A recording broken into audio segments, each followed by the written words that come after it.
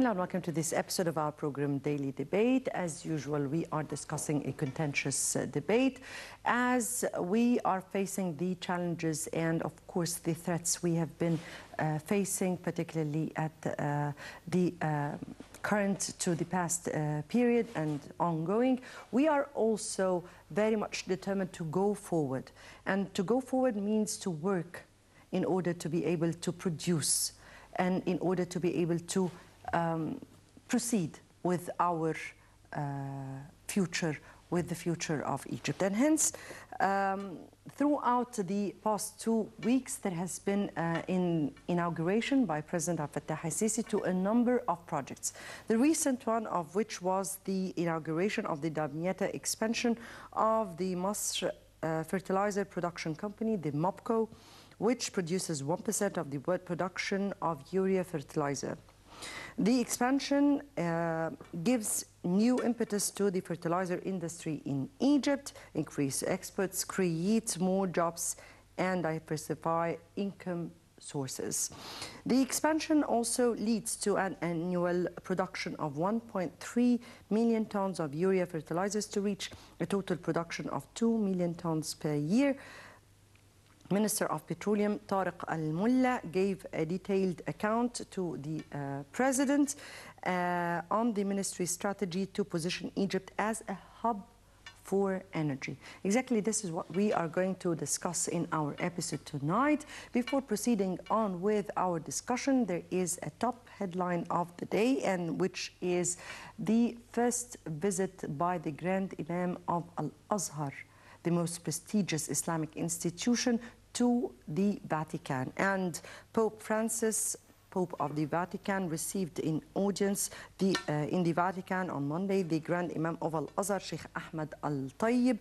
The Grand Imam was accompanied by an important delegation which included Dr. Abbas Shuman, Undersecretary of Al-Azhar, Dr. Mahmoud Hamdi Zakzouk, member of the Council of the Senior Scholars of Al-Azhar University and director of the Center for Dialogue of Al-Azhar, and of course other number of the delegation, the most important of which, or the most important of what came up till this minute, was an announcement by Pope Francis along with the Grand Imam of Al-Azhar, Sheikh Ahmed Al-Tayyib, of holding an international conference for peace. Both insisted and spoke about the importance of resisting ideologies, radical ideologies, refuting violence and terrorism. Let's watch the report and we'll come back for discussion.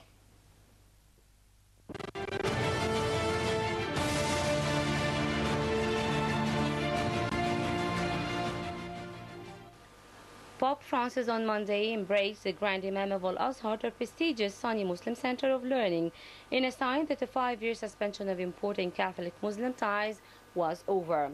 As Sheikh Ahmed Al-Tayyib arrived for his audience in the Apostolic Palace, Francis said that the fact they were meeting at all was significant.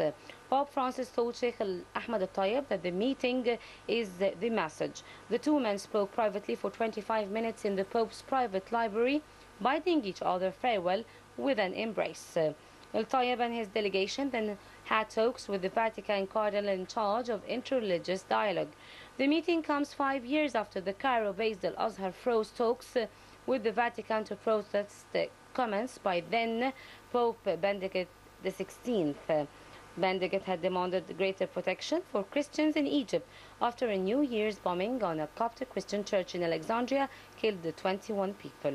Al-Tayyib, however, sent a message of congratulations to Francis upon his 2013 election and said he hoped for renewed cooperation. Francis responded and has made clear over the course of his 3-year pontificate that relations with Islam are a top priority. In February, a Vatican delegation visited Cairo and extended an invitation for Al-Tayyib to visit the Vatican. Francis gave Sheikh Al-Tayyib a copy of his environmental encyclical and a peace medal. After the audience, Al-Tayyib travels to Paris to open a Muslim Catholic conference on East-Western relations.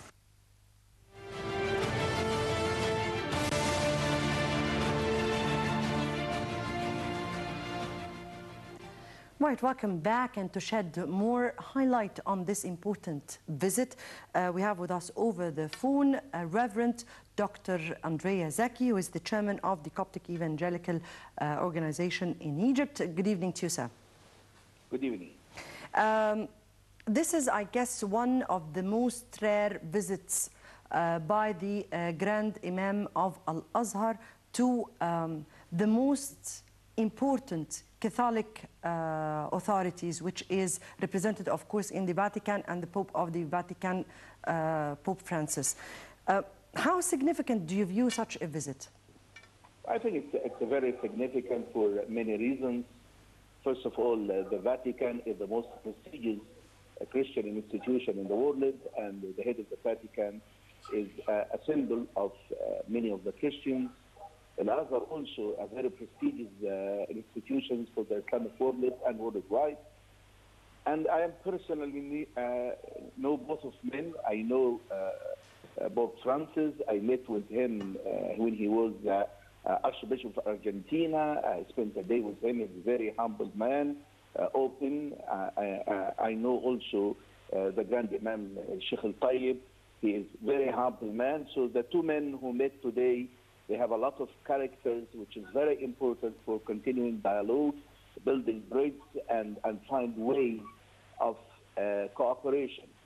So two prestigious institutions, two capable men, well-known, well-respected, meeting, asking for an international conference to face radical ideas and to contribute to peace building.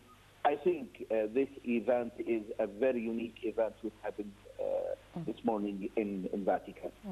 The message of Sheikh Al-Tayyib was to transmit three issues, but the right image of Islam tarnished by the latest terrorist actions by the so-called Islamists, because we don't call them Muslims in the first place.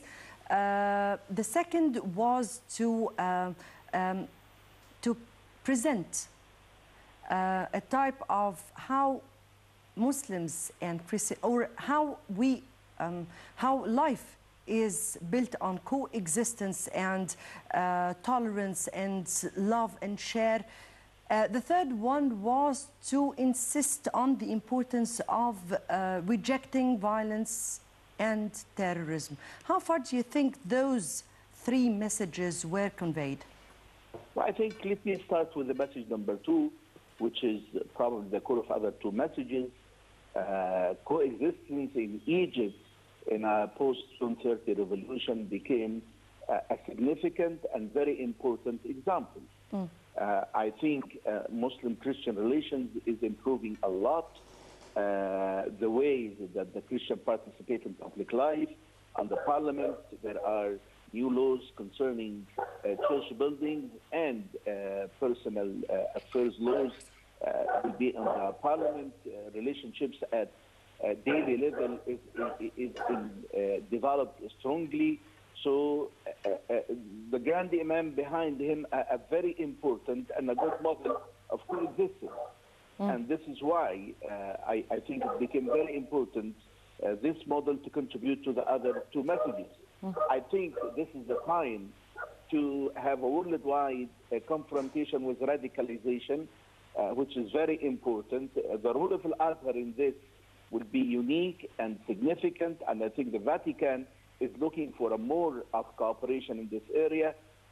So I do believe there is a substantial ground for the three messages based on the development in Egypt and the role of the Egyptian government and the role of the Muslim-Christian relationships in Egypt as a core for these messages.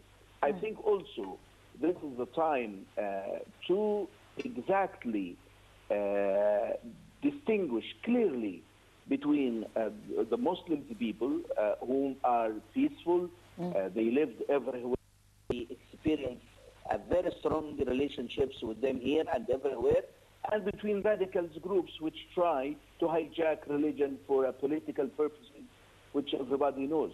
So I think the conference, the worldwide conference, and the messages they are discussed is very important for peace building and coexistence. Yes. very much indeed. I guess this was very much illustrated by both announcing an international conference for peace. Reverend Andrea Zaki, chairman of the Coptic Evangelical Organization in Egypt, we thank you very much for being with us over the phone. Back to our main topic of the day, and of course this upcoming report will present the inauguration of the MOPCO in Damietta and the significance of this, statements by the President Abdel Fattah al-Sisi while inaugurating this important project. Let's watch and we'll come back for discussion.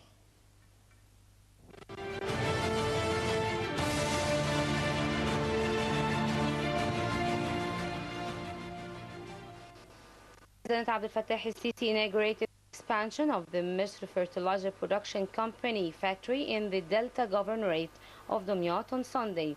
The expansion, which around $2 billion, raises the factory's production capacity by almost 4 times, from 650,000 tons to 2 million tons annually.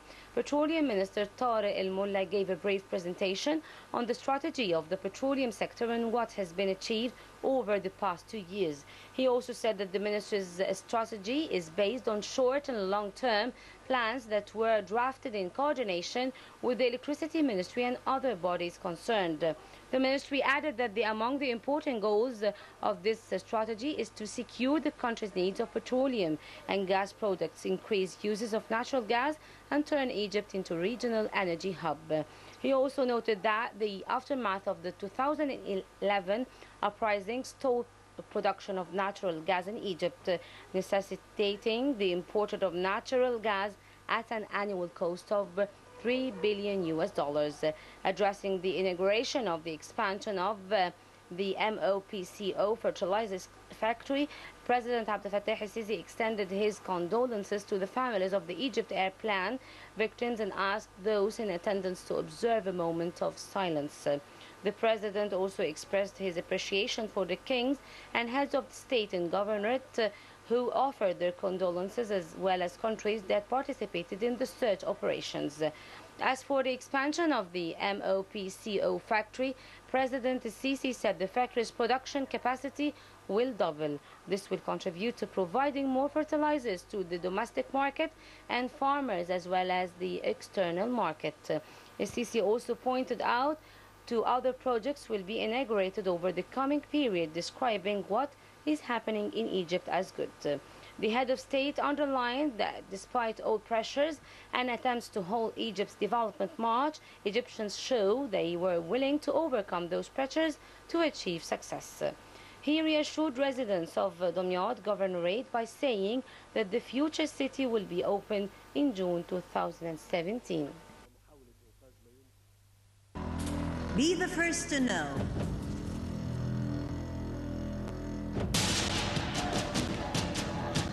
The news live at the site of the event. Information on events as they are happening. If it's breaking news, it's Nile TV.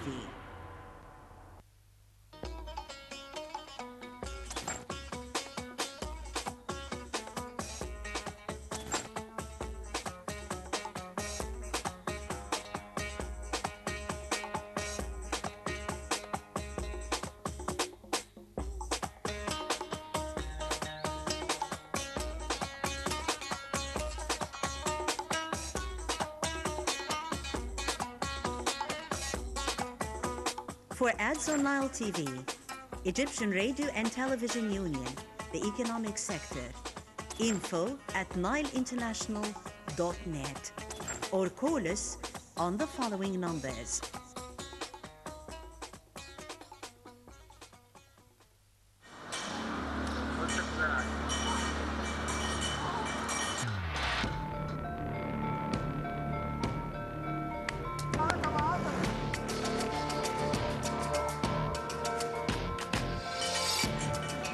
البلد دي كل واحد يشتغل بضمير. كلنا نشتغل، احنا نغير نفسنا بس. الناس تعامل ضميرها وتعامل مرضي الله. الناس تبقى كويسه مع بعضيها. هيبقوا كويسين الناس. كلنا خير ومصر كلها خير. هي ام الدنيا، الشعب المصري ده طيب. لو كل واحد ابتدى بس بنفسه البلد هتتصلح. كل واحد يعمل ربنا وضميره. الناس تبقى حلوه كده مع الناس. لازم اخلاق الناس تبقى كويسه، نحب بعض، الاحترام، ضماير الناس، الاخلاق بس. ان شاء الله ينصلح حالنا بقى، نتقبل اراء بعض. هي الديمقراطيه، هي الديمقراطيه.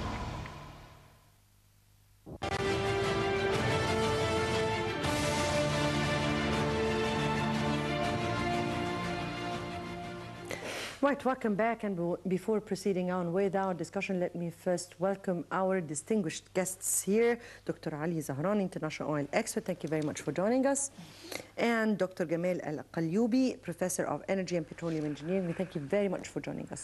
Thank you very much. And we start by the inauguration of President Fattah al-Sisi to the expansion of the MOPCO in Damiat. And we're speaking about fertilizers, since Egypt is producing 1% of the world production. So the significance of this, and what do we aim? Please, Dr. Our targets, you know, while that's Egypt produced in annual production almost 16 million tons of fertilizing agricultural fertilizing. The situation, it's coming not so adequate in the first quarter of 2015, which is coming with a lot of complaint in the market, with some stopping for some local factories which are dealing with fertilizing manufacturing. And this is due to many reasons. The first one belongs officially, which is a shortage of the gas, which is coming to one big portion of the fertilizing manufacturing, 70% as a contribution. And that's inclusively what the governments lead to try to import a lot of fertilizing from abroad, which is ended by a lot of hardcore needed in the market. This is lead us to understand that our target is just further spreaded agriculture across Egypt with 1 million acres, which is a target from the government. This is needed a lot of necessary things like fertilizing and improve and expand that such of manufacturing affected directly for the farming, and also affected directly for the spread of agriculture as the patches across the Egypt. Mobico today is come up with two different additional factories in addition to the main factory. This main factory is produced 650,000 tons per year with the extension of extra two factories. That means it's expanded production up to 2 million of tons of fertilizing which is needed in the market, which contributed 33% as additional to the inclusive market of the fertilizing in Egypt, which is inclusively 16, as I said, 0.5 million tons of such products which is needed in that such a period. And said that MOPCO is a factory within the petrochemical complex in Damietta. Why the choice of Damietta, and how important is the city of Damietta in itself and its capacity? MOPCO firstly was in Suez, and it was not a fertilizer plant rather than other petrochemical industry, but they moved to Damietta and they transferred to fertilizers producing company. Well, yes. I would like first to thank Sharif Ismail for you know that the oil industry, we have upstream, downstream, and petrochemicals. Petrochemicals related to the downstream also. The upstream, I think he succeeded to add some discoveries in the Western Desert, but the important discovery was in the Mediterranean, the Zahran gas field, 30 TCF. The biggest field in the Mediterranean. So he succeeded in the upstream to develop it somewhere. And for the downstream also we have 7 refineries. We did not make even the regular maintenance over 15 years, so they become obsolete, except Midor. So he made a plan to develop most of the refineries by adding, you know that refineries, you have the first generation, second generation, third generation, and fourth generation. We are dealing with first generation refineries except Midor. Now the plan is to develop some refineries to become in the second or third generation, which is good for Egypt. Whenever we have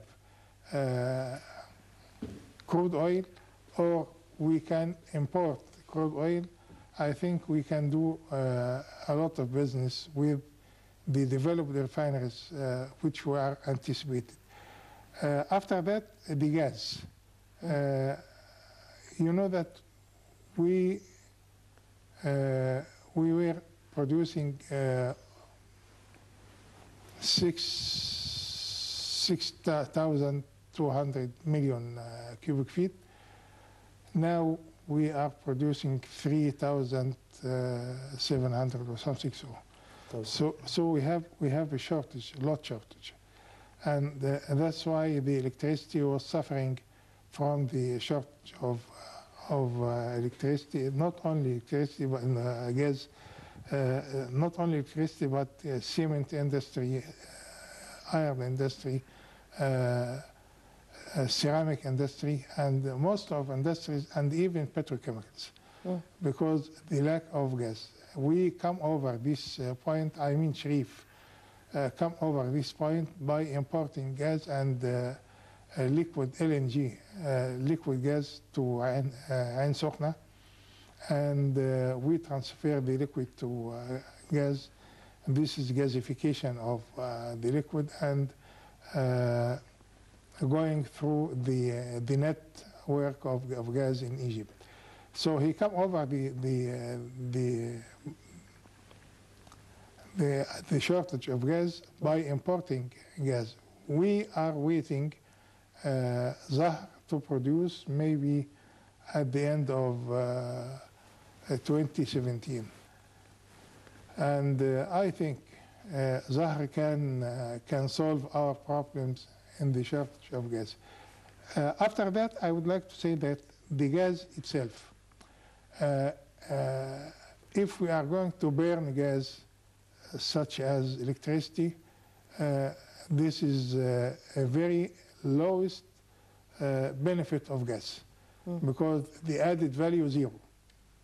And if we are going to do some added value by manufacturing the gas, such as urea, petrochemicals, and in MOPCO, this is added value to the gas.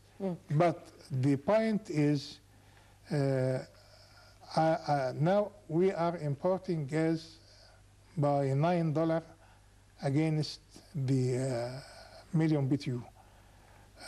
We are selling the gas to Ahmed Aziz for $4.5 for the million BTU. So the government subsidized Ahmed Aziz by $4.5 per 1 million BTU. Are we speaking here about something concerning? No, I mean a person, Ahmed Aziz, but all the iron industry. Because we are not really speaking here about this particular issue. Okay, the issue is we are importing gas and selling gas to the iron industry by the half price of against what is the privilege? What benefits do we get out of that? Exactly, nothing. Yes. So that's an important question to be raised, yes. On the other way, the natural gas going through the houses, I mean the domestic gas, by $7.5. So I, in my house, getting natural gas more than any iron industry. Yes. That's a point to be raised for the authorities to discuss Sure, here. sure. No, I tell it to Mehlib and Sharif Smith. Yes, frankly. Definitely, definitely. But today we're really speaking about... we are speaking now about the added value of gas. Well, yes. So the added value of gas in the petrochemicals is very high. Yes. Extremely high. Lately, we have been seeing, yes, very much indeed, the inauguration of several projects, but we are today focusing more on the energy issue. So we have been speaking about the nuclear energy. We have been speaking also about the new gas fields that we have discovered, new areas of petroleum. How far do you think really that we have been able, not speaking about exporting, but rather to come over a shortage that we have been suffering from in throughout 2 or 3 past years, more even? Just I go hanging quickly for what's very complex equations for energy in Egypt. Specifically, if Egypt had been considered just alone orientation for what we have in the land of the gas and oil, and this had been past a law over 30 years that we consider that all our facilities from electricity related to the refining fuels, everything is related to what we produced, and that's coming big vague. 2008, when we just start our first complaint about the shortage of electricity due to the shortage what we have in the gas and also what we have in mazut or in the diesel. Consequences to go for the international media, for a strong countries, what they deal and how they deal with energy equation. If I just try to just rough example, it was going in States or in UK or even in China, you will find that there is a variety, there is a mitigations plan. Energy mix. They go for the mix of the basket of energy. This energy basket is spread in 5 branches. A portion is related to the coal. Second is related to oil and gas. Third is nuclear. Fourth, renewable energy. And the 5th is the hydroelectricity manufacturing. If I try to spread it while going the equation for Egypt, you will find that we have oriented and closed our eyes, that we're very confident that we have opened the office every morning and just produce oil and gas. And in consequences, we spread it to the people that we have exploration, we have a good economics, we have, and at the end of the day, we come in like I said to you, in a vague 2008. We are a country, we are imported over 50% of our fuel imported from abroad. And we need to prepare well what's going with the hard coin. We need to prepare well, very good diplomatic channels, communications with the countries, allow us to go for a quick response to carry on for Egypt. And this is coming more worse when you have felt the peoples in the oil street, they are suffered from shortage in electricity 2012, 2013, and we come up to orient the equation.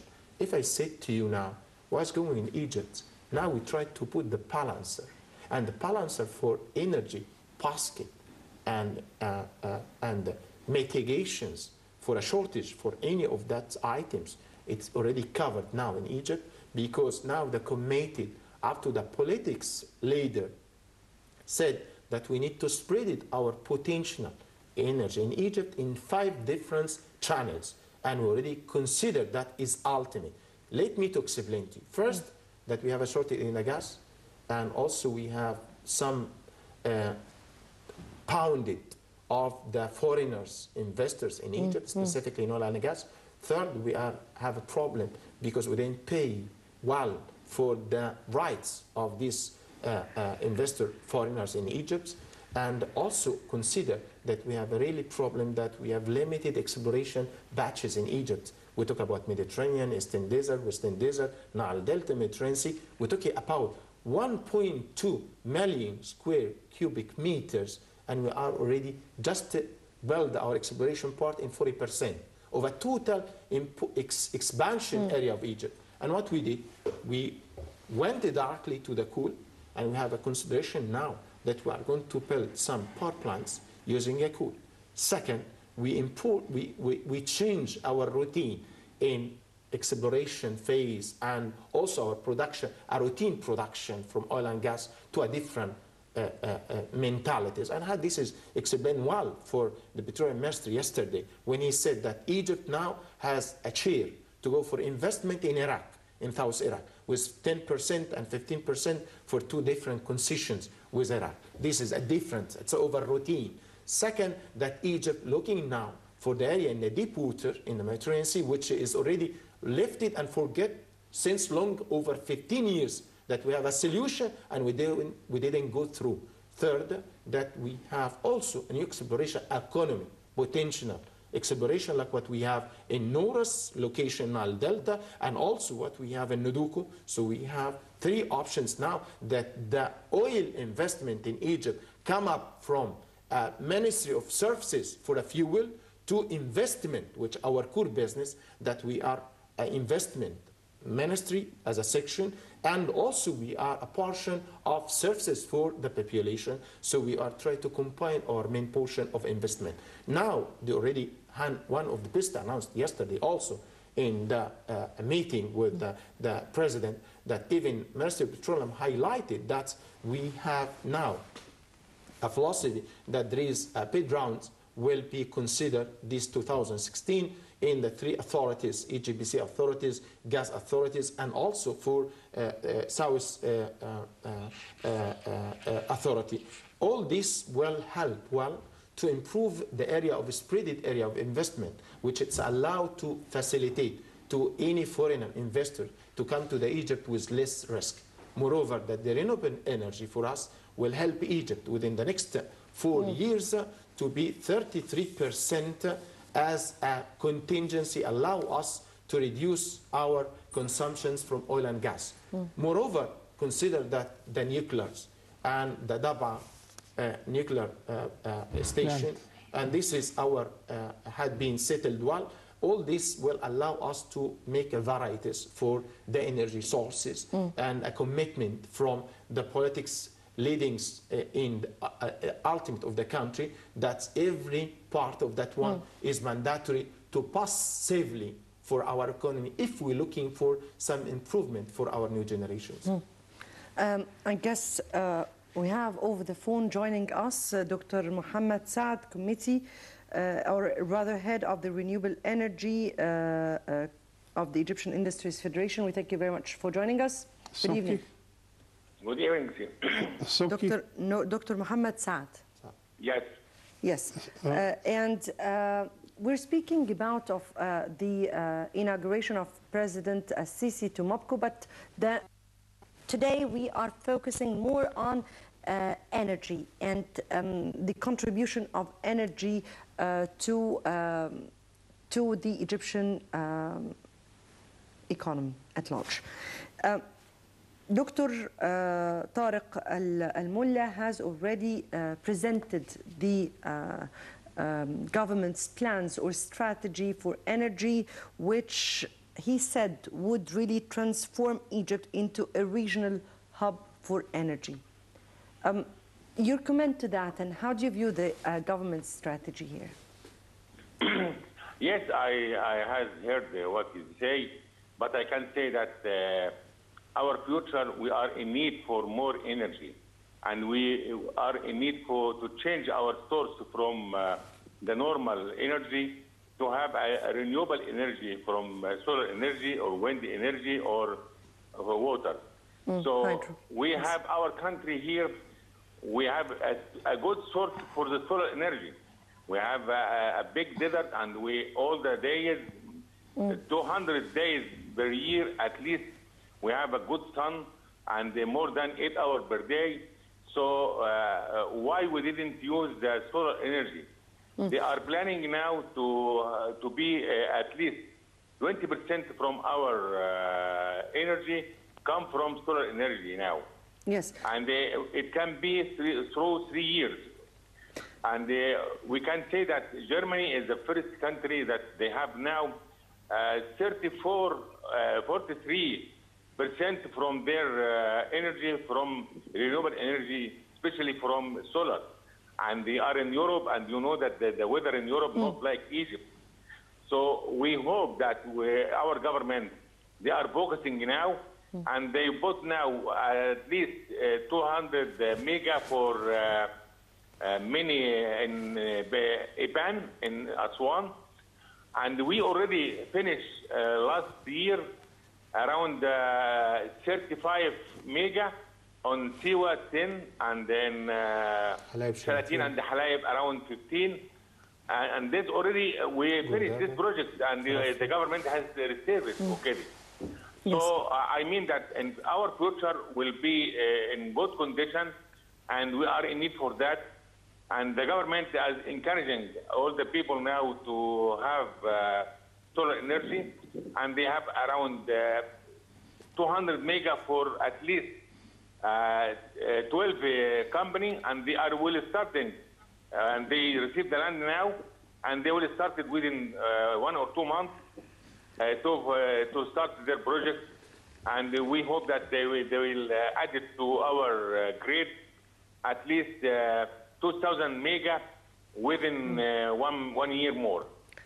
Right. So I hope that our economy in need for that, and we must encourage and give some for all the people, not only for the people for making the station outside, but inside here in for homes, for the factories, they can put in the ceiling of this home the solar energy, even for half mega, for 1 mega, and all will come to our grid, and the government buy from them this energy, and it will be good for us.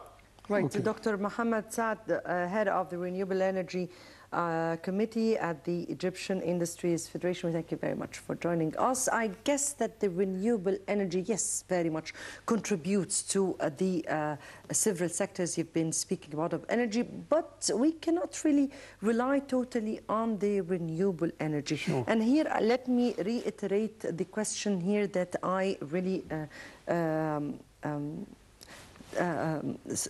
told Dr. Saad about, which is... Yes. First of all, I would like to thank Dr. Gamal about his elaboration on yes, definitely. It was very much on the input to energy mix, because in the مجالس القومية المتخصصة, the high specialized committees, yes, we presented more than study for the energy mix to even to the President Sisi. And our last presentation or report was declaring clearly that 20% nuclear energy, 20% coal, 10% renewable energy, and the rest will be fossiliferous fuel. This is gas and oil. And I think we are going to this equation, but slowly. Yes. But we will going to reach it. By the way, when we said that 10% renewable energy, taking into consideration that the worldwide energy manual said that the renewable energy among the world is 3%. So we are exceeding the world average 3 times or more. But we hope.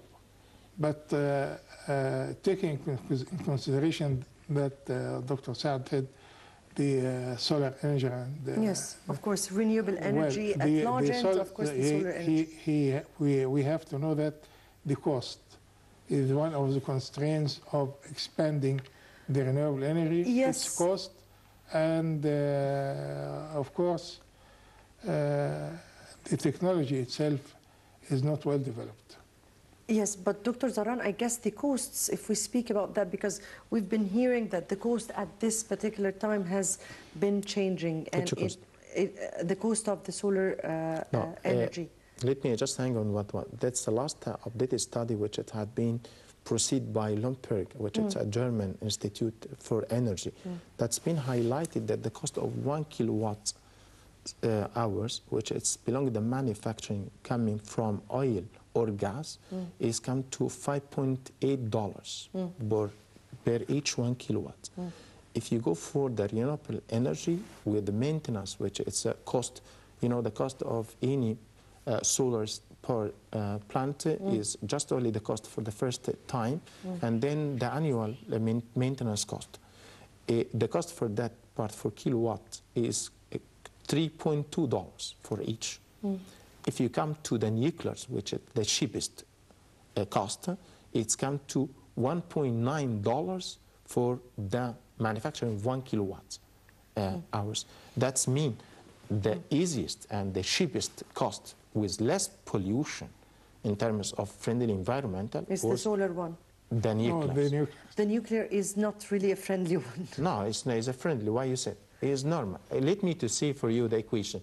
If I say to you, for France, for example, you know how France is producing electricity? 78% is coming from nuclears. They have 35 plants in France.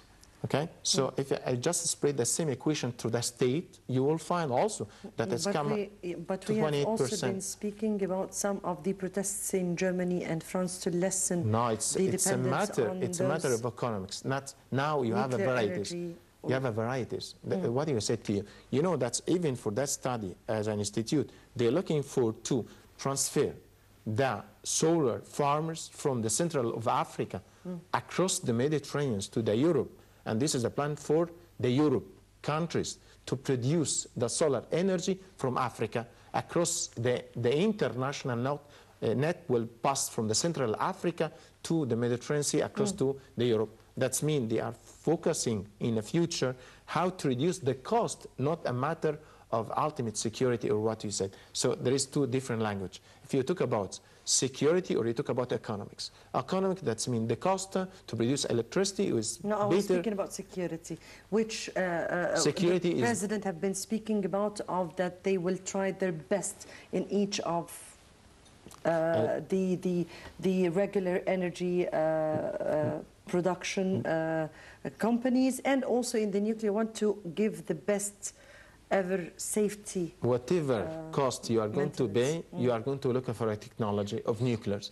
If you look to Fukushima, what happened in Japan with ultimate problems happening in ocean and the ultimate security, which it's the automation system of a computer, allowed to just cool down the core of the nuclear power plants, and the end of the story that's secure. If you come also for what we are looking in Egypt, we are going to go for the third generation of the nuclear power plant, which is coming to the ultimate security of radiation. It's close to 8% as a fiasco. If you took for that part, it's a normal for risk assessment when you deal with building of a nuclear power plant. Again, I'm coming to what I'm saying, that the Egypt now equation is coming with balancing, and this is what we're looking for in energy and varieties to maintain our economy far away from importing oil and gas for the future. Yes. I have only 1 minute left for me here, sir, and I really need to understand from you, how do you find the government strategy? Would this really transform Egypt into a regional hub for energy? I think they are trying hard to do something, and even the importing gas from Iraq, it's a good step. And this is what he said, that Egypt could be a hub, because we have 2 LNG plants, we haven't gas. So if we import gas from Iraq or Iran or some elsewhere, so we can get use of our plants and we can export the gas to all over the world. Hopefully we can reach this. Dr. Ali Zahran, but not Ibrahim Zahran, but not our gas, because we exported our gas 2005 and we import gas 2011. So if we produce gas from Zahra or any other field, I hope, and I told the authority, we have to get use of our gas here to have the added value and not export natural gas. Yes, definitely. Dr. Ibrahim Zahran, international oil expert, and Dr. Gamal Qaliouby, professor of energy and petroleum engineering. Thank you very much for your input today. Thank you very much for you. Have a good evening for you. Thank you very much. Dear viewers, many thanks for watching. Tomorrow, another contentious debate with another colleague. Good night.